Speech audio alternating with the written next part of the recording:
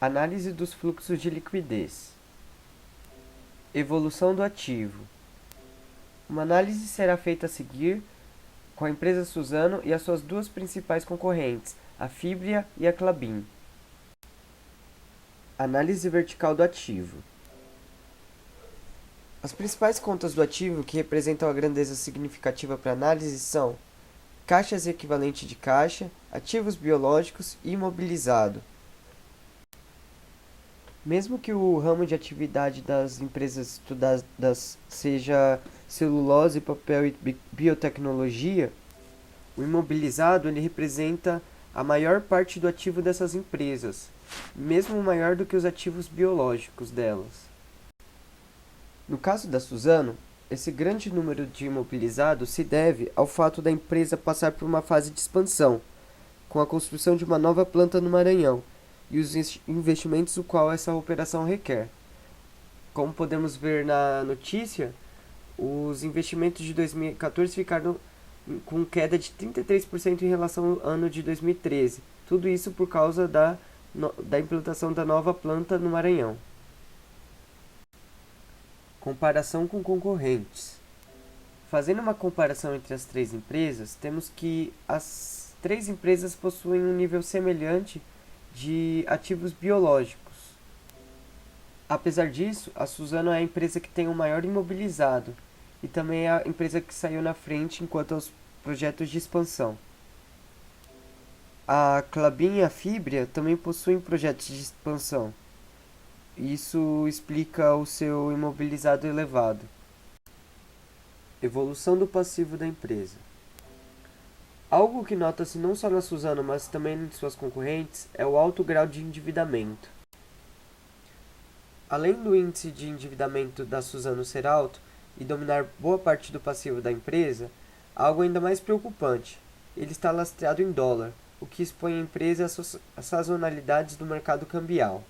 Como pode ser visto pela notícia a seguir, no ano de 2013 não foi bom para nenhuma das três empresas do setor no quesito dívida.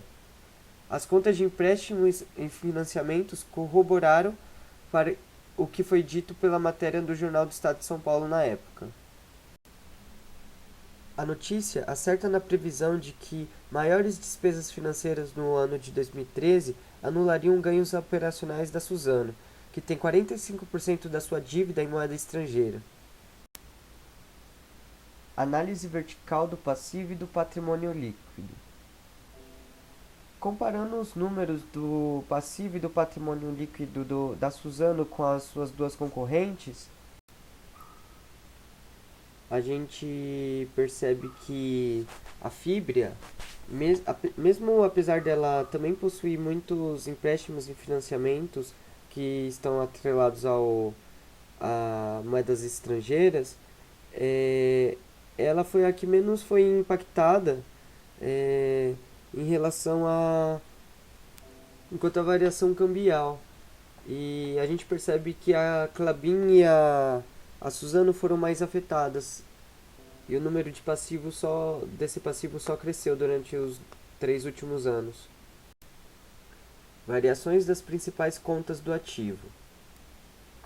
Como podemos ver, na análise horizontal dos ativos da Suzano, o imobilizado e os ativos biológicos a longo prazo não sofreram tantas alterações, assim como o caixa equivalente caixa, que por sua vez sofreu uma enorme variação, principalmente do ano de 2012, e isso se dá principalmente pelo que a gente já viu pela variação cambial.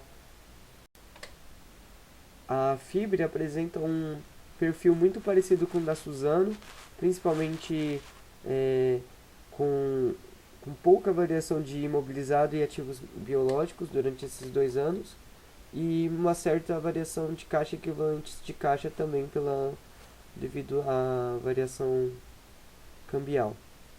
A Klabin ela apresentou um perfil um pouquinho diferente das outras empresas, porque ela teve uma variação maior no imobilizado dela, e a variação dos caixas equivalentes de caixa dela foram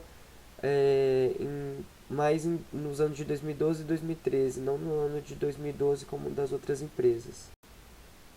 Variações das principais contas do passivo. As três empresas elas apresentam o mesmo perfil em relação à situação das suas contas de passivo. As três apresentam grande variação no que se diz a empréstimo e financiamento ao longo desses 3 anos. A diferença é que a Fibria ela apresenta mais variações em empréstimos e financiamentos a curto prazo, enquanto a Suzano mais a longo prazo e a Klabin mais nos dois, tanto no curto quanto no longo prazo. Reajuste a valor justo de ativos biológicos. CPC 29. Ativos biológicos. Segundo a norma descrita no CPC 29, referente ao tratamento de ativos biológicos, o ativo biológico deve ser mensurado ao valor justo, menos a despesa de venda no momento do reconhecimento inicial e no final de cada período de competência, exceto para os casos descritos no item 30, em que o valor justo não pode ser mensurado de forma confiável. E como a Suzano contabiliza seus ativos biológicos? Quais os métodos que são adotados? E quais os impactos no resultado da empresa?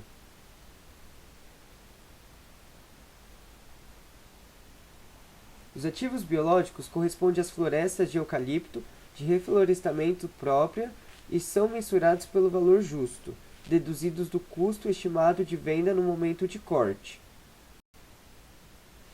Na determinação do valor justo, foi utilizado o método de fluxo de caixa descontado, utilizando premissas de volume cúbico de madeira esperada por ano de plantio, custos de formação, incluindo o custo das terras e um ciclo de formação florestal médio de 7 anos.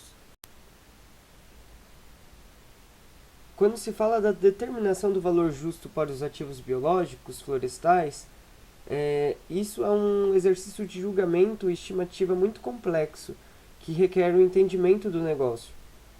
Ou seja, o processo produtivo, as oportunidades e restrições do uso da madeira e ainda o ciclo da formação e crescimento de uma floresta. O resultado das alterações no valor justo é reconhecido anualmente no resultado na rúbrica de outras receitas operacionais e outras despesas operacionais. Avaliação dos ativos biológicos no quarto trimestre de 2014. Uma projeção de fluxo de produção de madeira em pé com casca, o preço líquido médio da venda foi de 54,63 metros cúbicos, contra, em 2003, 51,79 metros cúbicos. Em 31 de dezembro de 2014, a companhia detinha 50 mil hectares de área plantada considerados ativos maduros e 363 mil hectares considerados imaturos, totalizando 414 mil hectares plantados elegíveis ao cálculo. Resultado da avaliação a valor justo. O ajuste a valor justo de ativos biológicos versus o valor total de ativos biológicos. Nesse gráfico, a gente vê nitidamente que os ativos biológicos a longo prazo subiram de 11 milhões para 13 milhões no balanço da empresa, enquanto o ajuste a valor justo, que era de 95 mil, desceu para 12 mil apenas. Aqui a gente percebe como o ganho de ajuste a valor justo pode aumentar o resultado operacional. Em 2013, onde houve um grande ajuste a valor justo, a gente vê essa diferença que causa entre o lucro operacional sem o ganho de ajuste a valor justo e com o ganho de ajuste a valor justo.